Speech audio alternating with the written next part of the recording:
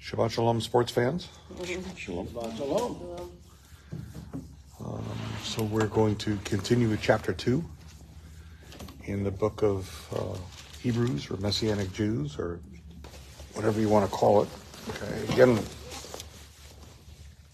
reviewing, this is a book, a general epistle, not written to any one person in particular.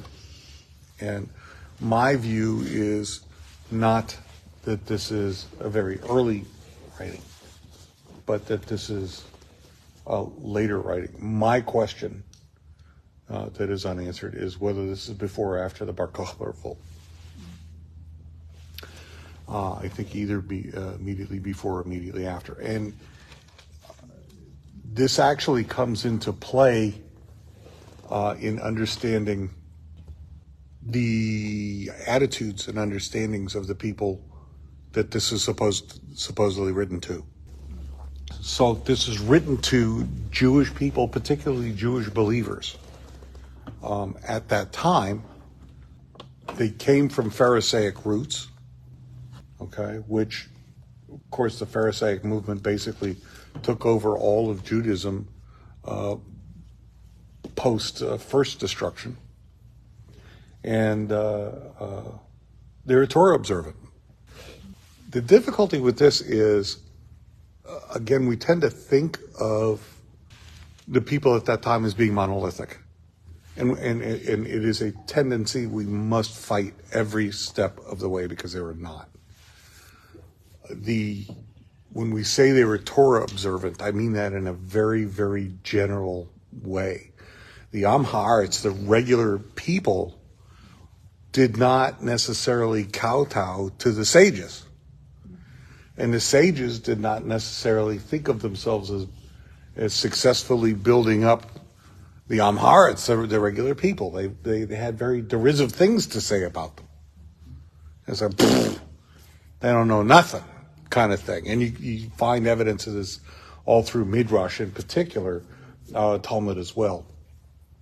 So we have to have a general understanding of what they were thinking and what their understanding was like, and use that as the foil to understand why the epistle was written to them and what they would think of it, what it would actually mean.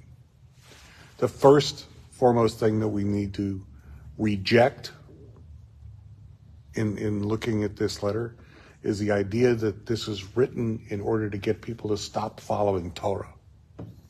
That's asinine, right? It's absolutely not in there. And it's a lens through which the community of believers has viewed this book for 2,000 years. And there's lots of historical reasons why that's the case. But it actually cannot be true that this is written to people that, after their own fashion, but still sort of within the general parameters, were Torah observant in a Pharisaic sort of, or post-Pharisaic sort of way. Okay, so again, bearing that in mind, let's look at chapter 2. Therefore, we must pay much more careful heed to the things we have heard, teachings, so that we will not drift away. Bad teachings. Teachings that are incorrect. So this is not, again, remember that the roots of understanding here are in argument. They're in discussion between different sects of Pharisaic Judaism. That didn't go away with the destruction of the temple. That's still there. And it's part of the reason that the Am Haaretz are sort of scattered all over the board within the general brackets of following Torah. So they're all, okay, so we've got to pay attention to the arguments, discussions, and understandings that we disagree with so that we're not blindsided and end up going in the wrong direction. For if the word God spoke through angels became binding, What does that mean? What does this have to do with angels? Well, no, but so are we talking about the burning bush, or are we talking about Torah? Yeah, but which one are we talking about here? See, this is a very specific reference. And unless you've studied Midrash, you don't get it. So don't feel bad. We've only studied this much Midrash. Okay, so the Midrash is at Sinai, that the Dibur, which is the spoken manifestation, or the speaking, that's better, manifestation of Hashem, went to each and every individual through the angels and asked them to vow to follow the Torah. This is and the Dibur went through the angels to every individual, those that are here and those that are not here, meaning you and I and every other one of Israel or those who grafted to Israel, and said, vow to this. And we did. So that's what this is in reference to. This is in reference very specifically to Torah. So the word davar, diber, dibur, God spoke through angels, became binding. In other words, the vow. So that vow becomes binding. So that every violation and act of disobedience received its just deserts in full measure. That's the vow. Behold, I place before you the blessing and the curse. You see the word act of violation and act of disobedience, your mind should revert to Torah. That's exactly what it means. It cannot mean anything else, right? And that's why the author here begins a sentence with what we're talking about is God, the word God spoke through angels. That's Torah, that's the duper. Okay. Then how will we escape if we ignore such a great deliverance? This deliverance, which was first declared by the Lord, was confirmed by us, or to us, by those who heard him. Who was it that heard him? All Israel. Those who were there and those who were not there. While Hashem also bore witness to it, no, it doesn't say Hashem. While God, it's Elohim or Eloah, also bore witness to it with various signs and wonders and miracles, and with the gifts of a spirit of holiness, which he distributed as he chose. That's Sinai. That's what we're talking about. This entire paragraph is about Sinai. My commentary makes it very confusing. Yeah, thank you. Because it actually does mention what you said about the angels, that myriads of holy ones, and it gives several references, were distributing the word of God at Sinai. Yes. But they say the very first sentence is the gospel message, and the last sentence is all about when Jesus died and the Holy Spirit came. Right, so Yeah. you switch gears and there's no Totally. reason. Yes. Right, that takes makes the context of the entire thing. Very confusing. Yeah. Right. So but that's So we're not what's talking happening. about the historical here. We're going back to the beginning of the Jewish people on Sinai, and that's what this whole thing is. Remember That's what these this thing things. is all about. But again, remember that the attitude is not that Sinai is something ancient. Sinai is something right now here with us. So it is historical, Right. but it's not. It is, but it isn't. Right. For was it not to angels that God subjected the Olam Haba, the world to come, which is what we were talking about. Okay, so understanding that it could be misconstrued this way, the author precisely addresses the question that Tammy just brought up. It says, no, we're not talking about the historical. And we're talking about the world to come, which is not future. The world to come is the world outside of time and space. It's current. but it's the world outside of time and space, which makes perfect sense because that's where the angels are. And there is a place where someone has given this solemn testimony. What is mere man that you concern yourself with him? Or the Son of Man that you watch over him with such care? You made him a little lower than the angels. You crowned him with glory and honor. You put everything in subjugation under his feet. Okay, so this quotation here, what is the context of understanding? Why is this quotation included? Because we're talking about Olam Haba. We're talking about the world to come. We're talking about outside of time and space. This equates man and the Son of Man, which is, again, an absolute understanding.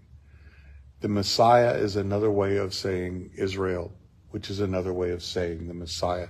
The two are interchangeable in thought and in writing. Proven in the Tanakh. Yeah. And you made him a little lower than the angels. Are we a little lower than the angels? And the point is, in some ways, yes, and in some ways, no. Right? Depends on what you're talking about. As far as existence outside of time and space is concerned, are we a little lower than the angels? Yes, because most of our existence is lower, in other words, in the realm of nefesh rather than the realm of ruach, and they're mostly in ruach. So yes, on the other hand, man has free will and angels do not. That makes us higher than the angels so that we will judge them at the end of the day, which is also in the Tanakh, or in the Brit Hadashah, right? So which is it? The answer is both. You could go either way on this, depending on what kind of point you're trying to make. Okay? You crowned him with glory and honor, you put everything in subjugation under his feet. Who's the him? Man. Messiah. Man. Messiah. Okay? So if we're talking about man, Adam, man, didn't God put everything under his feet? Okay. And is there an equivalent thought outside of time and space with Messiah? Yes. So we're not saying anything radical here. We are keeping things very much linear logic sort of thing. Okay. In subjecting everything to him, he left nothing unsubjected to him. However, at present, we don't see everything subjected to him. Now we're talking about Messiah, right? Because do we see everything subjected to mankind? Yeah, but to Messiah? No, and this is a little confusing because we just equated the two. At least not yet, and there's the caveat. But we do see Yeshua, who indeed was made for a little while lower than the angels. Now remember what the context of talking about man being lower than the angels, right? Man is lower than the angels. Why? Because we're in time and space predominantly, and they are not. They're outside of time and space. And so here it's saying, but Yeshua, for a little while, right? Connect the eternal Messiah with the one that came to earth. Thank you, David Bowie. And remember that because he's within time and space, for a little while, as it says, lower than the angels. Well, he emptied himself. Sort of. I'm not going to disagree with that at all. But what does it mean? Right, yeah. So rather than, okay, you got what I mean. This is really, well, it says in the Son of Man, this really brings home Yeshua as the Son of Man. Absolutely it does. It doesn't bring it home, it doesn't prove it. What it does is it puts forth the assumption that everybody this letter is written to knows that Yeshua is the Messiah. He's not trying to prove it. It's like, well, you know this, so, and he was brought to earth, right? So this is quite definitely written to a body of Torah-observant Jewish believers, right? This is not written to people who don't believe to convince them to believe. This is written to the Jewish believers so that they can understand bad teachings and differentiate them from reality. Now crowned with glory and honor because he suffered death, so that by God's grace he might taste death for all humanity. How does death crown one with glory and honor? We're getting to that. It hasn't said anything about it yet. For in bringing many sons to glory, it was only fitting that God, the creator and preserver of everything, should bring the initiator of their deliverance to the goal through sufferings. Many sons brought to glory. What does this mean? Dying, kiddush l'Hashem. Dying for the sake of God. And this is a common theme in Judaism. Dying kiddush l'Hashem is the whole section of the Yom Kippur service is talking about martyrs, and that's we have many sons that were martyrs. That's what it's saying. That they're dying for the sanctification of God. And so Yeshua dies and suffers for the sanctification of God. He's the ultimate example of someone dying kiddush l'Hashem. For both Yeshua, who sets people apart for God, and the ones being set apart have a common origin. This is why he's not ashamed to call them brothers. When he says, I will proclaim your name to my brothers in the midst of the congregation. I will sing your praise. So who are the brothers here? Yes, the fellow martyrs. Right? He's not the only one. Okay. And in context, that makes sense when you're talking about bringing But it many makes sons. less sense if you try to date this epistle before the destruction of the temple. There were martyrs before that. There were, but not like there were. I mean, the Shmad under Hadrian was absolutely devastating. The ending of the Bar Kokhba rebellion, where there were 100,000 dead in the fields in front of Beitar that they wouldn't allow them to bury. I just all kinds of things. So this brings to question before or after Bar Kokhba, but I think definitely after the destruction of the temple. I think. Not positive. Somebody prove me wrong, I won't cry about it. That's fine. As Christians say, this says that the many sons to glory are just all those who believe in Jesus. But that's not in the context of what's being said in the letter. No. That's us wanting to be included in it all the time. Well, and yeah, this is a club you'd rather honor from afar. Yeah. And if you had your druthers. Right. Also, I will put my trust in him. And then it goes on, here I am, along with the children God has given me.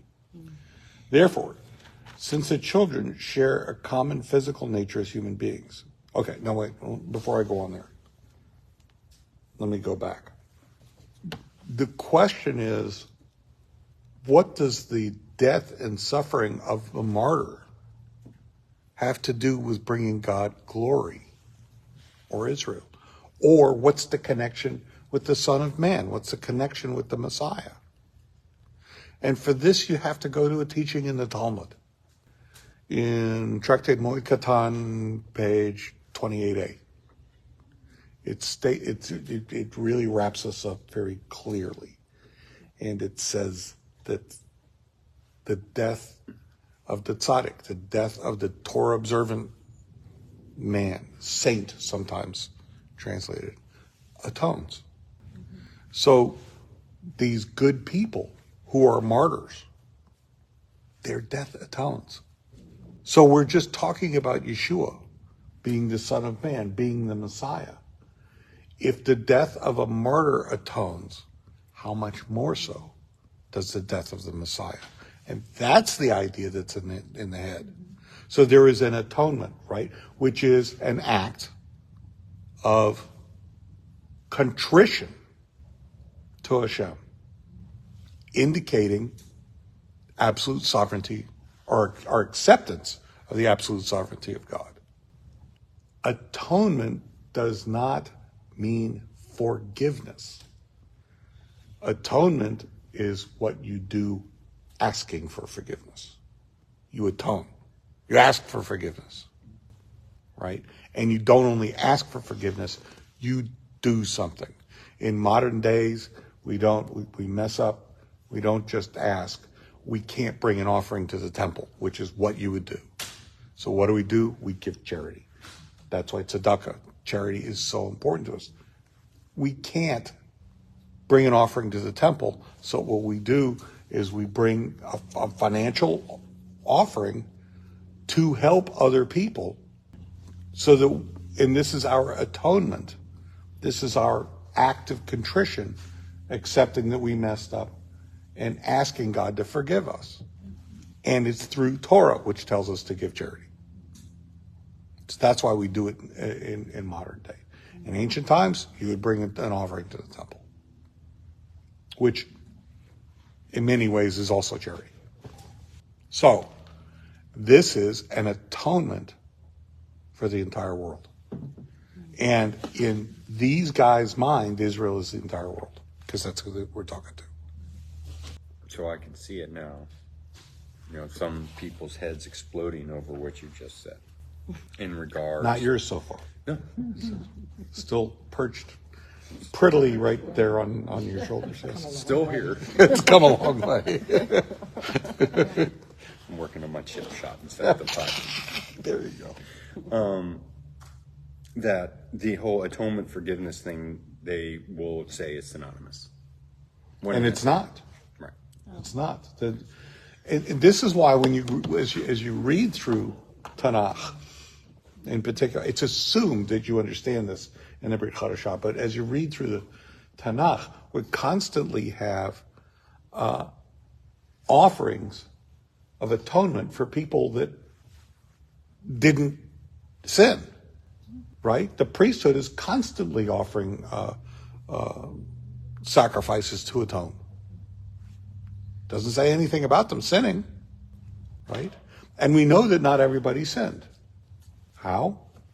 First chapter of Luke talks about John the Baptist's parents. What is it? Zechariah and Elisheva? Mm-hmm. Right? That they were blameless before God. That's a very, very important statement. Because at the time when we had the temple, it was possible. And they were following it. They were doing it right. So the vow to Nazir has There's an atonement sacrifice for the concluding the vow of the Nazir. Have they sinned? No. Well, No. sin sacrifice is a totally separate sacrifice. Yes, and all of these other sacrifices atone, right, indicating you accept the sovereignty of God, but don't necessarily have anything to do with sin. Right? That's why it's confusing. We have to make that separation. So the death of the tzaddik atones, Moed Katan 28a. That's the concept. And people understand this. And so you're saying the death of the tzaddik atones. How about the death of the Messiah? Right? There is no atonement greater than that. The world is giving up the Messiah. Kal v'chomer. Right? The world is giving up the Messiah. There is no greater atoning offering. Therefore, since the children share a common physical nature as human beings, he became like them. Does God dwell primarily in time and space? Does he dwell primarily outside of time and space? I will say no. Yes and yes, no and no. Right. He's so far beyond that for our purposes, right? He's the Ein Sof. He's that he who is without end. So you can't box him into beyond time and space, and you can't box him into within time and space. But because the children share a common physical nature, he became like them. He didn't become them. He became like them and shared that same human nature, so that by his death he might render ineffective the one who has power over death, that is the adversary. So he becomes predominantly nefesh, or that's where the consciousness is, and is killed, is a martyr, and his death atones, okay, and ineffective over the one who had power over death. What does that mean? Behold, I put before you life and death, blessing and curse. Choose life. So what is the purpose of the adversary? To give us the choice of life or death. It's our choice. It's not inflicted upon us. It's our choice, right? So how do you have power over death? You choose life. You choose life. You choose Torah. So now, okay, so who is the one that has power over death? And that is HaSatan. HaSatan is giving you the choice. So you understand, without HaSatan, we don't have that power. We don't have the power to choose. And everybody understands this too. HaSatan is not the bad God. HaSatan is the one that actually empowers mankind because of his role to allow us to see and choose God instead of not God. Nowhere is the concept of us choosing HaSatan over God. It's not there. It's stupid. We're not choosing a Satan.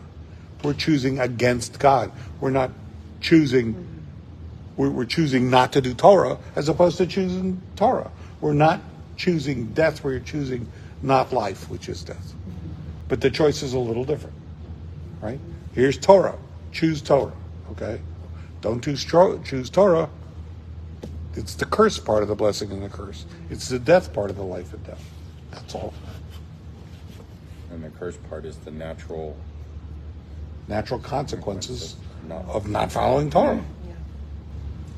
And if you choose Torah, you render HaSatan ineffective, right?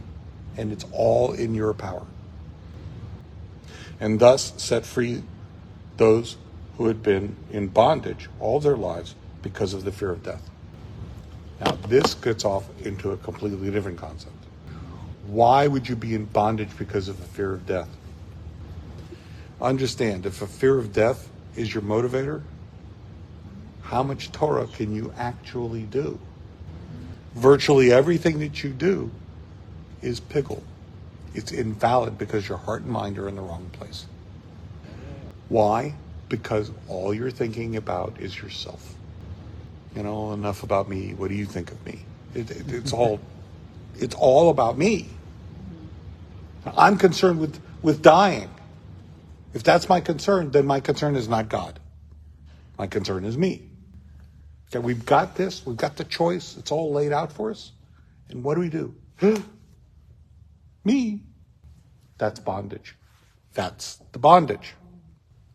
We're slaves to our own egos.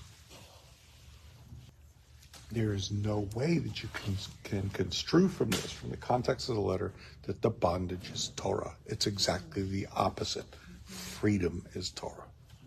If you choose Torah, you're not in bondage. In order to choose Torah, you have to get outside of self. You have to die to self to choose Torah. That's what it means. I've heard that before. Yeah. Indeed, it is obvious that he does not take hold of angels to help him. On the contrary, he takes hold of the seed of Abraham. When it says does not take hold of angels to help them, is the them the angels? Or is the them the people who were in bondage for fear of death. The latter.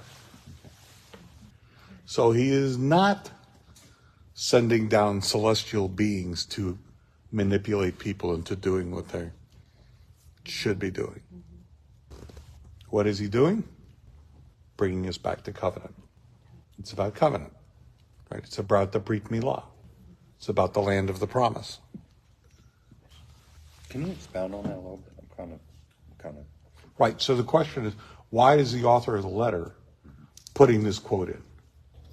Right. And you've got to just keep it in context. And the point is that he's telling everybody that this is not, that God doesn't take angels, right, celestial beings, to go down and manipulate people, right? He's not taking people that you could say, oh, it's the spirit of holiness that is guiding them. No. It's people making their own choice. Which people? The people of the covenant, the seed of Abraham. And then he chose this covenant, the Abrahamic covenant. Because it goes way back. It's before the Akedah, even.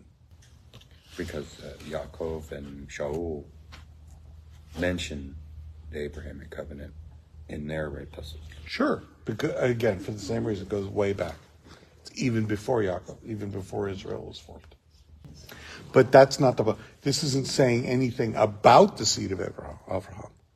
This is instead saying the establishment of the choice between life and death really started there. And Abraham chose God. That was the big thing. And from there, God said, Lech Lecha. After Abraham had actually made the choice. God said, go.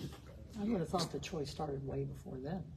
when Well, he it did not did. make the proper sacrifice. Well, Or you could even say the choice began with Adam and Chava, right? But this is a different kind of choice, right? This is a choice when life and death are involved, blessing and curse are involved. Okay, so it was absolute with the Mosaic covenant, right? Is with Torah, when Torah is given, it explicitly tells us blessing and curse. right, but that was after Abraham. Right, and so with Abraham, because of consequences, there was that same choice. With Abraham chose God. Had he not chosen God, there would have been huge consequences. And that's pretty much explicit in the Torah, right? You don't go from being the son of an idol maker, rejecting that and following Hashem. If you don't reject that and just stay an idol maker, big consequences. So that's kind of along the line of what's being said, I think. This is why he had to become like his brothers in every respect. What is being talked about here makes him like his brothers. What is it that his brothers have that Yeshua had to become like them? Right, humanity, meaning what? What are we talking about? Choice. Choice. The whole point is that Yeshua had to choose, right? The most pivotal part of the Gospels from this perspective is the temptation, right? That's the greatest illustration of the difference between Yeshua and mankind, which is none. None. We all go through that. And that's the purpose of him modifying his perspective and existence to be predominantly within time and space for a little while. So that he would go through all of this, so that he could be martyred and atone for all humanity. Be the great act of contrition is the death of the Messiah. So that he might become a merciful and faithful Kohen Gadol in the service of God and make a kapara, an atonement for the sins of the people. For since he himself suffered death when he was put to the test, he is able to help those who are being tested now. Right? So he is put to the test, follows through with it. He has his choices. Put to the test, he follows through with it. He is martyred. And through that death and suffering, atones for the people. How does he become the Kohen Gadol? How does he become the high priest? What does that mean? Well, he just replaced the Levitical priesthood, that's all. No. What happens at the death of the high priest? There you go. This is actually an allusion to the world being stuck in the cities of refuge, and when the death of the Kohen Gadol were released. That's Torah. It's Torah. It's all Torah. It's- If you're talking to Jewish people, how could it be anything else but Torah? Rabbi, you make it sound so simple. That's the problem, is it's not complicated. Could you say again, what's the difference between atone and, was it forgiveness? Did Yeah. you contrast it to what? Yeah, salach in Hebrew, it's a different word, right? Salach, a derivative word. I bump into you in Israel, it says slicha. Excuse me, pardon me, right? In other words, forgive me, right? Atonement is not that. Atonement is, I bump into you, I say, slicha, here's $5 for damages. That act is the atonement. It's the giving to you of the compensation.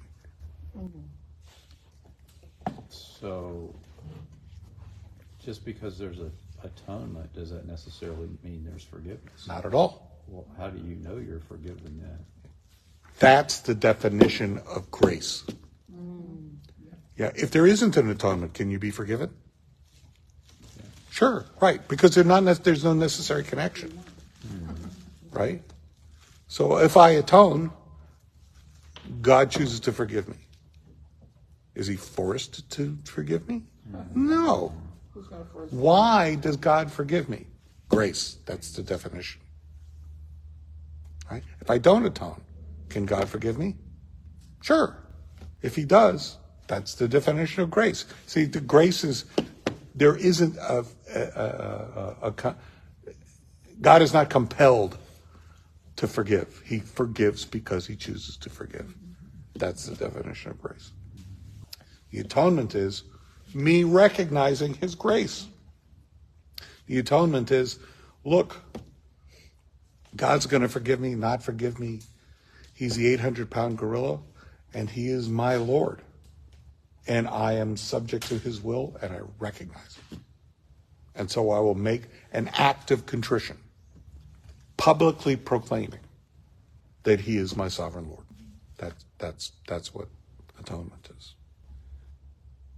So some would say that the death of Yeshua it means that if we accept Yeshua's death, is that now that since we accepted it, God is forced to forgive us because of the death of Yeshua because of that. And that's just, yes. I mean, this is an argument I've heard a lot. And of course, God is not forced to do anything.